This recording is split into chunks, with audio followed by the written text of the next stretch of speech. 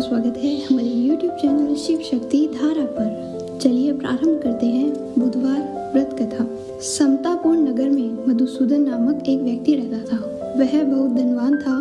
मधुसूदन का विवाह बलरामपुर नगर की सुंदर लड़की संगीता से हुआ था।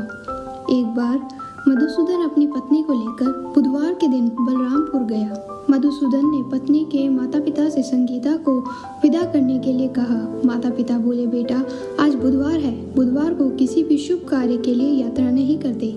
लेकिन मधुसूदन ने नहीं माना। उसने ऐसी शुभ अशुभ बातों को न मानने की बात कही। दोनों ने बैलगाड़ी से यात्रा प्रारंभ की।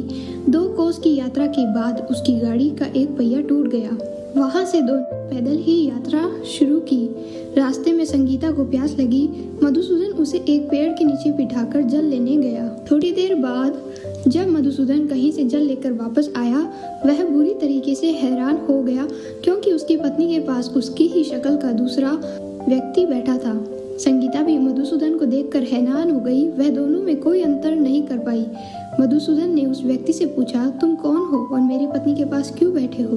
मधुसूदन की बात सुनकर उस व्यक्ति ने कहा, अरे भाई, यह मेरी पत्नी संगीता है। मैं अपनी पत्नी को ससुराल से विदा कर लाया हूँ। लेकिन तुम कौन हो जो मुझसे यह प्रश्न कर रहे हो? मधुसूदन ने कहा, तुम कोई जरूर चोर या ठग हो। यह मेरी पत्नी संगीता है। मैं इसे पेड़ के नीचे बिठाकर जल लेने गया था। इस पर उस व्यक्ति ने कहा, अरे भाई, झूठ तो तुम बोल रहे हो। संगीता को प्यास लगने पर जल लेने तो मैं गया था। मैंने तो जल लाकर अपनी पत्नी को पिला भी दिया। अब तुम चुपचाप यहाँ से चले जाओ, नहीं तो किसी सिपाही को बुलाकर तुम्हें पकड़वा दूंगा। दोनों एक दूसरे से लड़ने लगे। उन्हें लड़ते देख बहुत से लोग वहां एकत्र हो गए। नगर में कुछ सिपाही भी वहां आ गए। सिपाही उन दोनों को पकड़कर राजा के पास ले गए। सारी कहानी सुनकर राजा भी कोई निर्णय नहीं कर पाया। संगीता भी उन दोनों में अपने वास्तविक पति को नहीं पहचान पाई। राजा ने दोनों को कारागार में डाल दिया। राजा के फैसले पर असली मधुसूदन भयभीत तो उठा। तभी आकाशवाणी हुई, मधुसूदन, तूने अपने माता पिता की बात नहीं मानी और बुधवार के दिन अपनी ससुराल से प्रस्थान किया। यह सब भगवान बुद्ध देव का प्रकोप हो रहा है। मधुसूदन ने भगवान बुद्ध देव से प्रार्थना की कि हे भगवान बुद्धदेव, मुझे क्षमा कीजिए। मुझसे बहुत बड़ी गलती हो गई। भविष्य में अब कभी बुधवार के दिन यात्रा नहीं करूंगा। सदैव बुधवार का व्रत किया करूंगा। मधुसूदन के प्रार्थना करने से भगवान बुद्ध देव ने उसे क्षमा कर दिया। तभी दूसरा व्यक्ति राजा के सामने से गायब हो गया।